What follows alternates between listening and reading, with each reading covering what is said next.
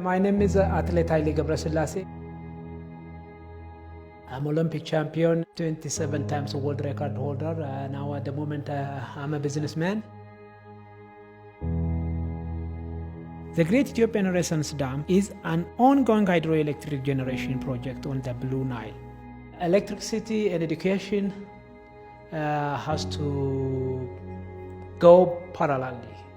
Without electricity, I don't know what education is. In Ethiopia, among those who have access to education, many have to sit in open air to attend classes. But the worst comes at twilight. They have to study or do their homework in breathing the dark smokes of homemade gasoline lamp, to pick the dirt from their nose and clean their throat every morning. It's a gas, and it's too smoky and too hard to read, too hard to do the homework. It's called lamba in Ethiopia.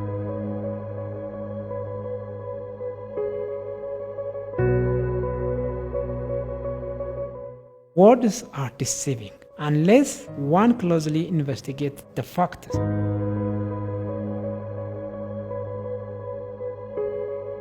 In Ethiopia, 60% of the population, around 66 million of the people, lacks electricity.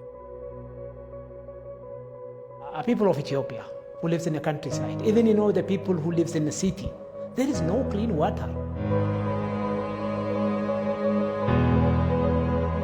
Without electricity, there is no clean water. How do you filter the water without electricity? In Ethiopia, 62 million Ethiopians lack access to safe water. And on average, a girl of 60 have to go forth and back 6 kilometers to fetch a gallon of unsafe water. I'm talking about water, not clean water. In a countryside, you don't talk about the clean water. You talk only, just the water. It doesn't matter how clean or not.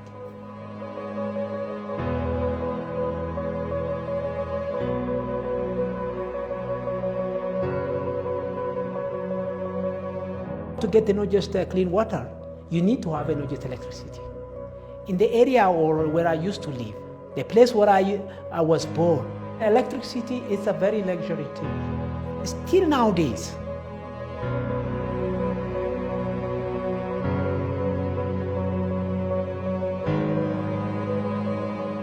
I live in the center of the city. There is water today, not tomorrow. I think out of 8 days, 5 days there is no water. There is just a complaint of electricity. Mostly electricity to pump the water to the city. Those pump doesn't work without electricity. In Egypt, the whole population have access to electricity. Of all African countries, surely, of all Nile Basin countries, it is only Egypt that has over 98% of its population with access to potable water.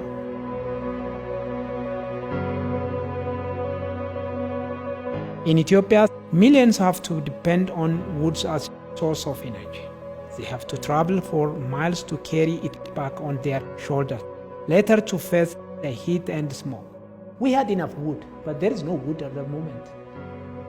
When I think about these people, I'm thinking about just what is going to be the future if the population is growing like this. This way. Well, right now we are 110 million. You never know. In 20 years, we're reaching just 150 million. What is going to be? The rest of the world, I don't know what they're thinking about Ethiopia. I don't know how many are aware of the life of the Ethiopian people.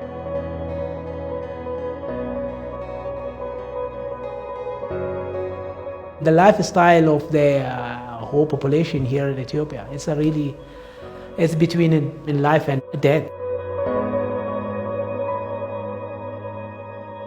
It is an unrelenting struggle for survival.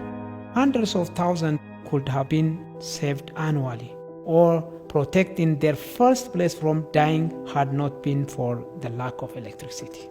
Men have to carry pregnant women for miles searching for health facility with electricity. Many died on the road. Others have to try delivering at home due to emergency labor to face the same fate.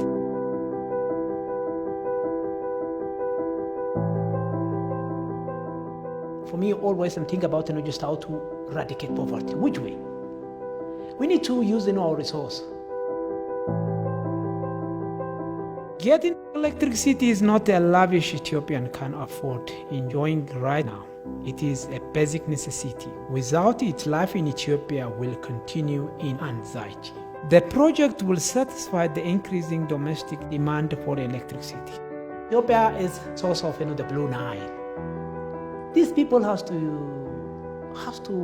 use the resource, at least just to use for electricity. Ethiopia has lived in the darkness for thousands of years and still has to beg others to provide light for more than its 110 million population.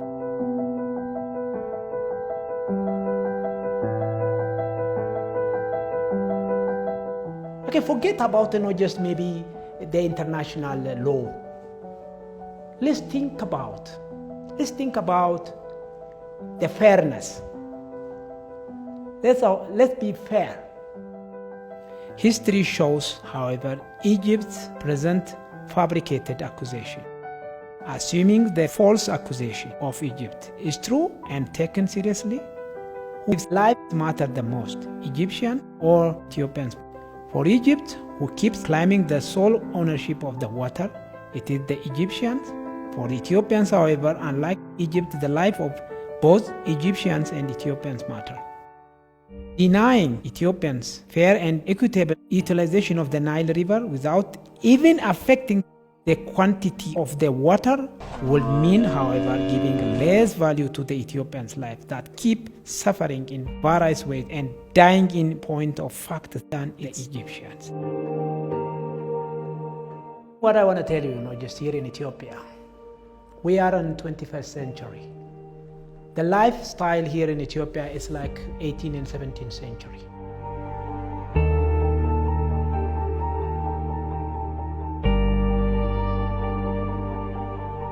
If they don't have just another problem or another question for the Egyptian or the people of Egypt, to have this dam is not a threat, it's an advantage. If we think about in the future, let's think about how to grow the volume of the water. Some of the river here in Ethiopia is drying already, dying.